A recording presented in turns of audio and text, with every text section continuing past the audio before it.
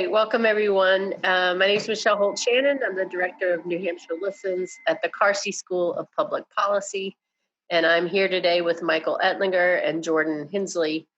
And we're going to talk a little bit about one of their recent publications, The Vastly Varying Importance of American Voters. And so I just want to back up and say for a second that there's so much important attention right now to racial justice in the country. So it's a good time to look at who's making up the tables where decisions are made. And so I wanted to start with the title of your original piece, The Vastly Varying Importance of American Voters. What do you mean by that? Michael, you want to start?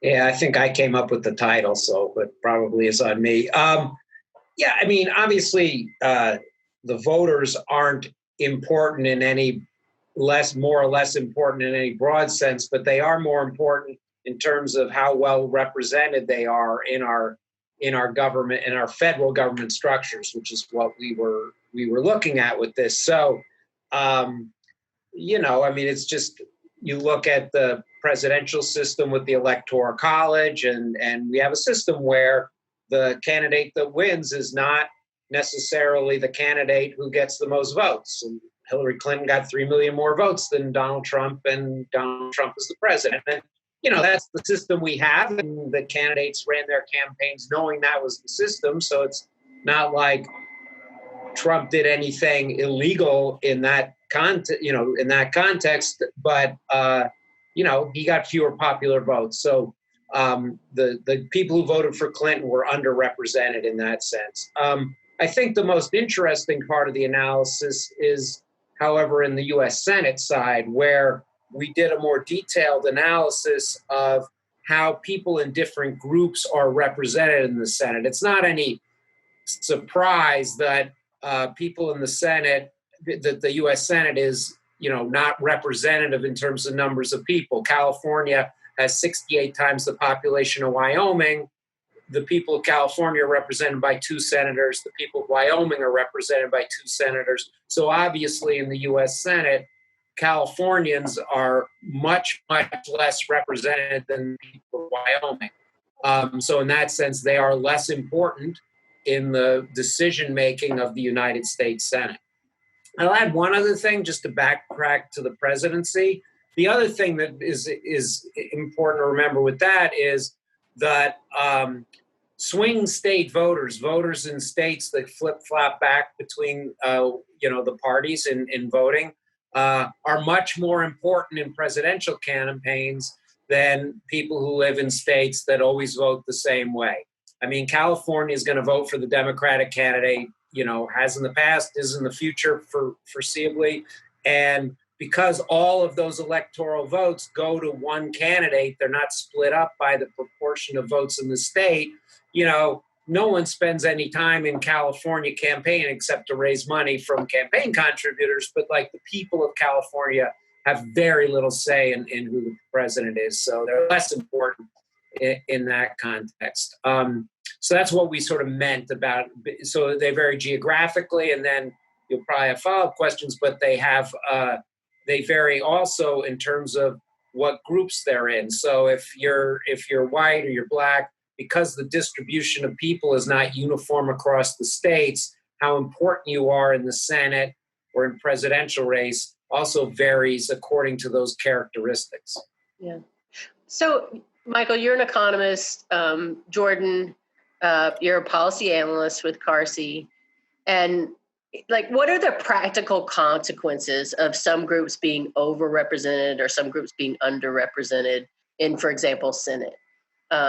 Jordan, why don't you take a shot at that?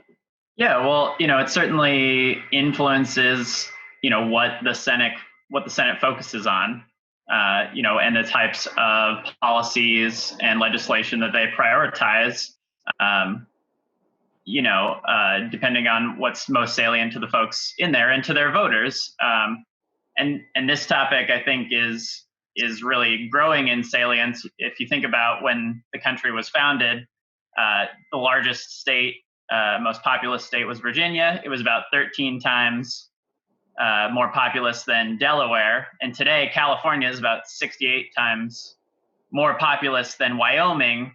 And so, with only 2 senators per state, that just kind of exacerbates these issues. And so, it really influences a lot of what gets brought up, what's prioritized, who has a voice and who doesn't, because state legislatures set the rules for elections. And so then I think that also you find that, distributions of groups within states has a bigger disproportionate impact on state legislatures, which then sort of sets some of these rules, certainly before senators were directly elected, but even since then. Yeah, it's interesting to think, this is maybe a show for another time, but how, given the proportions now, what would the principles used at the time have created, if they were paying attention in that way? Yeah, I mean, the thing is, back then it was a deal, right? They needed to cut a deal to get the smaller states to join the union, and the big state. But the thing is, what the big states gave up then on behalf of their populations, they're giving up a lot more now than at the time the deal was originally struck. And as we've said, it has big consequences along the racial lines that you mentioned, so that we have, the Black population is 16% less represented in the U.S. Senate than average. White population is 13% overrepresented in the U.S. Senate. Latinos are underrepresented by 32%. So, it just has these consequences that weren't really part of the discussion at the time these deals were cut. Yeah. Well, let's talk about the D.C. statehood and Puerto Rico. Let's start with the D.C. statehood. What led you to publish this update about D.C. and what's that conversation been about? What led to it was someone read our original piece and say, "Hey, how would this change if D.C. and Puerto Rico were states?" And Puerto Rico has, I think the population was at Jordan like around 6 million or something. It's big. It's sort of like the size of the average state in the U.S. And they're citizens of the U.S. They travel to the U.S., but they don't have any representation in the U.S. Senate. And so that's been an ongoing topic of conversation. And actually, I was in Washington, D.C. for a long time. My actual first job in D.C. was I worked for Common Cause, an organization there, and my job was working on D.C. statehood, which was a long time ago. So that's certainly been a discussion for a long time, because we have a hunk of people right in the middle of our country, in our nation's capital, who don't have representation in Congress. So, and those have been hot topics for a long time. So someone asked us to do it. So that's why we did it. And I guess a couple of years ago, and then it kind of has, there's been some more recent raising of the issue. So we kind of updated it a little. Yeah. What about you, Jordan? What are you noticing about just like the implications for representation for groups? If DC or Puerto Rico were to be states, like what's compelling about that besides lots of things, I'm sure. Yeah, well, it's just we have many smaller, or not necessarily geographically smaller, but certainly less populous rural states. But we do not have, you don't have the same kind of, DC would be a small urban state, which, certainly would provide a different kind of context for representing, for that representation. And so to the extent that DC has different characteristics than the current Senate, which does skew, we have less populous, more rural states. So rural interests are overrepresented in the Senate. Currently, 37% relative to the distribution of rural Americans overall, they're overrepresented in the Senate, which is quite a significant magnitude. Those folks also tend to be whiter. And so DC if you have a more urban focus, it's more diverse, certainly, both mainly for Black Americans.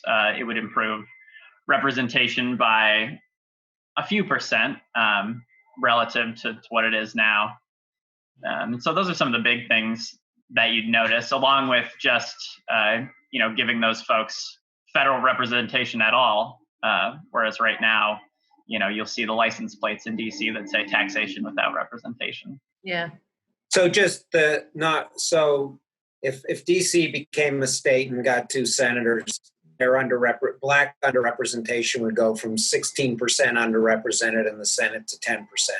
So it'd be a substantial difference, although we would still see them underrepresented. White overrepresentation would only drop from 13% to 12%. Anything else you want to share about this one? Is there a similar story with Puerto Rico? Yeah, obviously the big difference there is with Latino representation. Hispanic representation would go from being 32% underrepresented to 27% underrepresented. So, and if you combine both of them, you end up with, basically those numbers. So Black underrepresentation going from 16 to 10, Hispanic from 32 to 27, white overrepresentation dropping from 13 to 11. I mean, so, it would definitely, if you look at it through this lens of racial representation, would make a substantial difference, although it's still, the Senate is, would continue to be, pretty underrepresented. Obviously, Californians would still be hugely underrepresented relative to Wyoming's, and, these racial disparities wouldn't be fully addressed. Yeah. At least until a lot of Black people and Hispanics start moving to Wyoming and from California. One thing to point out is this is not static. Yeah. So it's not like this is locked in, stone forever. Yeah. So, we didn't plan for this one, but it's my last question. It's a curveball. What's the best argument against statehood that you know of, and is it different for DC than Puerto Rico?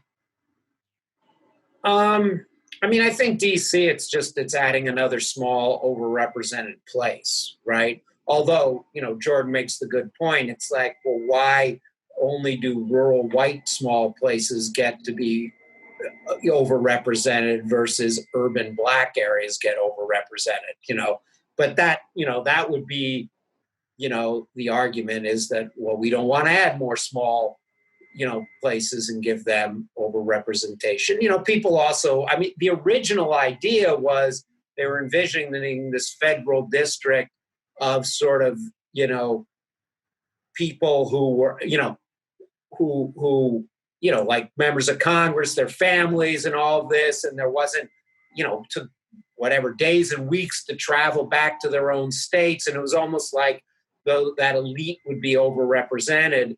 But that isn't really who lives in the District of Columbia anymore. So it's not, that's kind of been the argument that the people at the core would be overrepresented, would sort of get 2 bites at the apple in terms of power. But that really isn't valid for what the District of Columbia actually is right now. Yeah. I think Puerto Rico, the biggest question is whether Puerto Ricans want to be a state, right? There have been referendums in the past and they've been close. And there's always been this choices of, do they want to become an independent country? Do they want to become a state? Or do they want to continue with the way they are? And it hasn't been crystal clear. There's never been a decisive majority for any one of those 3 options when they've done referenda in the past. So I think that's, you'd want more clarity on what they actually want. There's certain advantages to Puerto Rico of being the way they are. And so, they sort of coasted along. All right. Well, that's actually, I learned something. That's really helpful. Any parting words? None from me.